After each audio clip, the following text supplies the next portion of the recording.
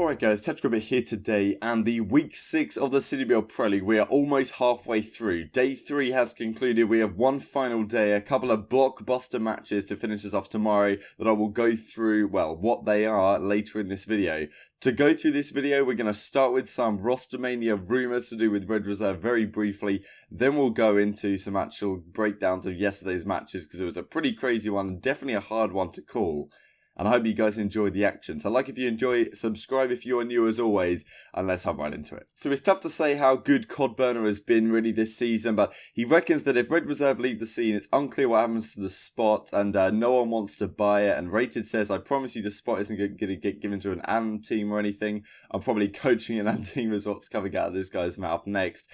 Yeah, why would you go to an AND team, not the remaining players on your roster, even if you're under it? We have a legal agreement with Red that I can't speak about, but trust me, the spot isn't going anywhere. And also, when asked why FaZe Clan wouldn't buy the spot, CoD Burner 2018 mainer says they don't want it. EXG offered their spot for 50k and FaZe and G2 said no. So, let's get into the matches here, starting with Midnight versus Enigma 6. And this was an impressive one, because of course, Midnight got that victory yesterday against 100 Thieves. I thought, can they go back to back? I thought it was questionable. I thought Enigma 6 maybe would take them the distance here, but Midnight Search and Destroy yesterday was looking solid regardless. But in this series, it was a pretty crushing one. Midnight took the map number 1, 250 to 99. Enigma 6's hardpoint is really looking woeful at the current time. Then you have a round 11 Search and Destroy, and this one was pretty ridiculous. I think Midnight were up a fair bit in this. Enigma 6 brought it all the way back, and then Midnight closed out in a round 11. I'm pretty sure it was 5-2 at one point, and then Chino had a ridiculous 3-piece with the War Machine to keep these guys alive. Midnight obviously weren't using Flak Jacket at all, but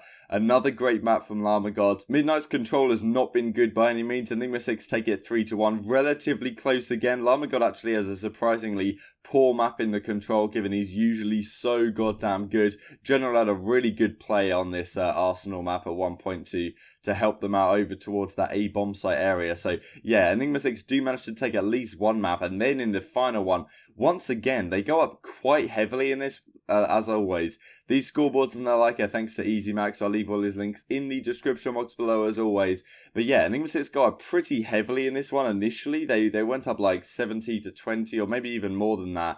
And they had a pretty big lead, and then Midnight brought it back, and then they never looked back behind them. There's obviously a crazy amount of talent on this Midnight team, and I'm pretty impressed here. When you look at the scoreboard, every single person is pulling their weight. You look at this side of Enigma 6, it's difficult to get everyone going off at the same time. Chino has a good map, so does Frosty. The rest of the guys pretty woeful, and in terms of the KD department, that's not what you want to be seeing at all. Once again, Kismet really not performing anywhere near like what we've seen from him at the Pro League qualifier and the like. So we'll have to see if that can come back over time. Right now, Enigma 6 not looking as good as Midnight by any means, and somehow these guys have just jumped into a great train of form. So to finish off the series, a 3-1 in the favour of Midnight. Llama God is the MVP overall with a 1.35 KD over the course of the series. Pretty impressive stuff out of Midnight. Maybe not necessarily living up to the old squad that got them their fantastic record, but at least they're getting some wins on the board. And yeah, this team does seem to be growing into themselves over time. Very solid KDs over the course of this series. Series number 2, Reciprocity versus Denial, and this was honestly in similar fashion, because Reciprocity absolutely blew Denial out in both of the hardpoints here. Game 1, Tommy just went absolutely in. He has been a monster this year. I'm super impressed. He's probably the best performing player of his age right now, because I'm pretty sure Tommy's 24, 25. He's up there with Clayster's age and the like, and well, he's performing spectacularly this year. Often will take over a game. He plays on a ridiculous sense. He plays on 10-10 with 0.5 ADS sensitivity, if you guys ever wanted to try it out for whatever reason, if you're a bit of a nutter. But yeah, Reciprocity take map number 1. Game 2, Denial do very well in this Search and Destroy. I was actually super impressed how they play this. Natche and Wayless had a fantastic map here. And yeah, Denial pretty much run away with this payload S&D. But Reciprocity bounced back in the control, and this was a very close one. 2-0 up went Denial, and I thought, damn, Are Reciprocity really going to throw this away, or are they going to, well, at that point I felt like, okay, it's going to a game 5 as is tradition. I'll win map number 4. But they actually managed to bring this one back on the back of a great couple of rounds out of the hands of Wuskin, 26 and 13, gets streaks at one point, and Reciprocity managed to bring it back with a nice 3-piece on Wuskin to close out the game with the lightning strike. Then game 4 was just a smoker. We've seen this before out of the side of Denial. I'm pretty sure when they were playing Envy a couple of weeks ago, I forget exactly what it was, but they would lose the control, they would go down 2-1 in a series, then they would go on to Gridlock and get absolutely smoked. So like the composure really isn't still there with these guys. When they lose like a map that they shouldn't have lost, the composure just seems to go out the window a little bit. And yeah, well, it's tough for them. They get absolutely blown out the park this map. Reciprocity looking super strong in hardpoint. And these are your final series standings. Dylan has a fantastic series overall. Well, he finally gets to a level of performance that would be deemed, standard for Dylan. He plays very well this series. Of course, Wuskin and Tommy have good ones as well. That went pretty much as expected. Series number 3, GenG 100 Thieves. This was a very fun one, actually. I didn't know how this was going to go. I fancied a game 5 and GenG might be able to take it. But in this one, 100 Thieves win all the respawns, which is very impressive because it's typical. This GenG squad now with Envoy should be respawn kings, considering they're very good at respawn with Spacely in the team. Now you get Envoy in, and yeah, well, they should be even better in respawn, and I think they are. But 100 Thieves just very, very solid right here. So GenG were in the lead for a fair bit of the game down the stretch, but this series was really on the back of Slasher. Slasher had one of the best series that we have seen this entire year, and it's pretty rare because Slasher has been the guy who has kind of taken a back seat on this team. I've always rated Slasher incredibly highly. I think he has the makings of a champion. Of course, he's he's a former world champion, and he's a phenomenal assault rifle player, up there with the very best in the game, and can use pretty much whatever weapon, and definitely puts his heart and soul into winning at all costs. So he hasn't really been as impressive this season because you've got guys like Priester and guys like Octane really crushing it, and Kenny as of late at Fort Worth once again turning it up.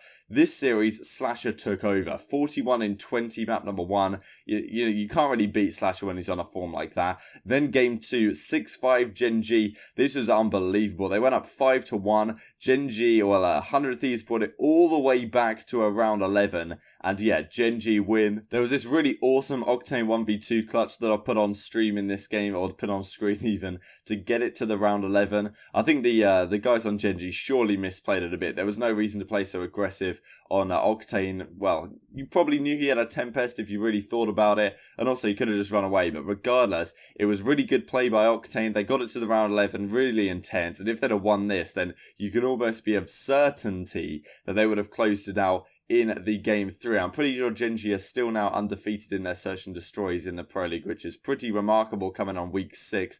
And then the control game, 100 Thieves just smoked him, man. Like, even though in the live rounds, in a live count, it was pretty close, but 100 Thieves are the scariest control team right now by a margin. I don't even know if they've lost a round so far in this week 6. It's been pretty unbelievable in their cross-divisional play, and of course, they're playing against OpTic Gaming tomorrow, which we will talk about, and OpTic's control has been completely the opposite. OpTic have lost every single control they've played this week. 100 Thieves, I'm pretty damn sure they've won every single one. So, well, you've got to feel a little bit worried on the side of OpTic on that case. Slasher goes 27 and 11. Absolute monster performance once again. And then going into game 4, he does it again. This one was pretty remarkable because 100 Thieves went up a significant amount. It looked like the series was absolutely over. They were up like 180 to 40 or something ridiculous. GenG brought it all the way back to the end, and it came down to that final hard point where Priester managed to break in. He had a phenomenal final map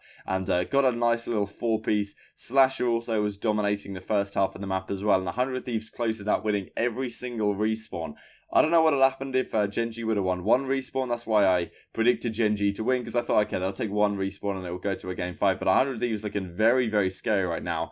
And it's impressive to see finally getting some sort of trainer form together, even with Kenny not having the best series here if we look at the overall score. But okay, he's still at a 1.04 for the course of the series. But it was Slasher who was dominating. I heard that JP said he had 119 kills over the series. EasyMac reckons it's 120, so I don't know exactly who to believe. But it doesn't doesn't get any better than this. I'm pretty sure this is the #1 kills over the course of a series so far in the Black Ops 4 season. And guess what? It's come in 4 maps. It's a classic slasher play. Do you remember when back in World War II he got like 55 kills or something ridiculous on the London Docks map, and it wasn't even a close game. It was like a 250 to 140 or something like that. He loves breaking records without even going the distance, and yeah, well, what a series. So the final series of the day, OpTic versus Splyce, and well, this didn't start how I expected it to. OpTic won map #1 super comfortably. Of course, Dashi has a relatively good map. Karma did really well. I find that what happens with this team is when Dashi isn't playing so great, like obviously he still has a 1.25 KD in this, so not exactly incredible, but when he's going off, Karma is always not going off, but when Dashi doesn't go off, Karma tends to always step up his game, which is obviously a good sign for OpTic Gaming. They win this 250 to 158. Map #1 was honestly comfortable the whole way through. Map 2 was crazy. Like, they just smoked Splyce so hard. Splyce had been up and down on this Hacienda Search and Destroy map, but I wasn't expecting them to get 6-0'd like this, and then I guess you were going into the control thinking, well, what can they do? Crimsix went 11-1 in this one, and yeah, well, I didn't think Splyce had much chance to make something happen here, but they do manage to turn it around. Jerd and Temp have really good maps here on the side of Splyce to turn this around against OpTic, and yeah, as I was saying, OpTic's control has not been good the last few days. TJ goes 16-33, so a tough map for him by all means. Karma once again has a good one, and yeah, that's the thing, as I say, like when Dashi doesn't do so well, 21-24, it's Karma who tends to take over the mantle, and we saw that in the first couple of weeks of the Pro League when Dashi wasn't there, when Karma was really the one to step it up. But regardless, Splyce managed to win this map in a very close fought affair down the end, and yeah, they get the defense final round, even though like most of these rounds are won by the attacking team. Actually 4 out of 5 were. The defense, once you get one clean break, can always go to your benefit, and then game 4 was honestly very impressive from Splyce, considering OpTic so far this week have always gone into their game 4s even when they've just lost the control and then just smoked the other team they've played in Denial and Enigma 6. Here Splyce proved to be a much harder challenge. Jed has a very good map 4 once again, has a very nice clip towards the end with the grab slam to help them close it out. OpTic did close a little bit back towards the end. You had this 173 to 80 advantage at one point, 210 to 130, but yeah, Splyce still close it out, take it all the way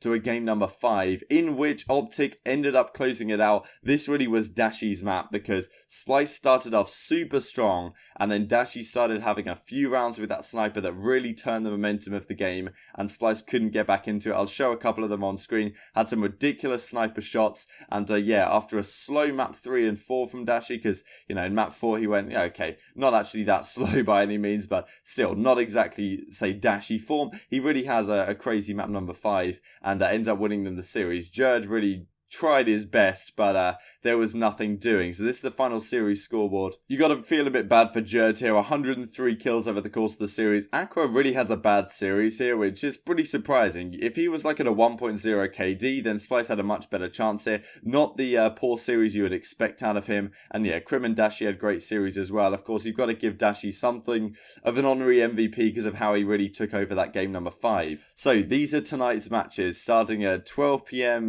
Pacific time, 3 PM Eastern time, 8 PM British Standard Time. And here we go. GenG versus Enigma 6. On current form, you've probably got to say GenG just about. Midnight, I guess, should beat Denial. It's a bit sad for Denial, really, because they've come so close in all of their series. And I always felt like at one point this week, they're going to come to some sort of upset. But in terms of their individual series, you probably put them as underdogs in every one. Splyce versus Reciprocity is pretty damn tough. Honestly, might favour Reciprocity here, just because Reciprocity's hardpoint looks super good. And I think the control could maybe go either way. And also their Search and Destroy has been very solid as well. So I might take Reciprocity in a game 5 here. And then we have 100 Thieves OpTic Gaming. Now this is of course the blockbuster match. The first time these guys are facing off on LAN this entire year in the Black Ops 4 season. We'll have to see how it goes. Of course, OpTic looking shaky. They've gone game 5 in every single series. And 100 Thieves looking pretty dominant today against a strong GenG squad. So we'll have to see how they perform. Of course, in the most recent Hex Quarters LAN. Supposedly 100 Thieves were doing really well, and Nadeshot was even throwing a little bit of shade in an 0-2-100 video that he put out yesterday. But I hope you guys enjoyed the video. Like if you did, subscribe if you're new as always. Leave your thoughts and predictions for these matches in the comment section below as always. Thank you guys so much for watching as always, and I will see you next time. Yeah, they went a bomb there. Probably heard you said, but good luck. They run away? Oh no. One's still there at least, they're clustered. Seb has a cluster if you want to use it here. Yeah, cluster on top. No! Nice, No, I might... Nah, they can Nice! Still get, oh, what the fuck? They can still get it down, yeah, but... Oh, no, they can't! No, you killed both. Bomb active. Oh, that was close. What? That was like 0.5.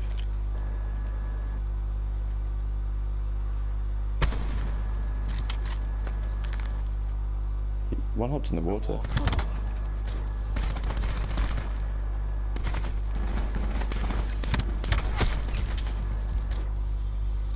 One hostile remains. Oh my god, Kieran! Wow, that first guy got absolutely ruined! Oh my god! What a fucking idiot, good shit!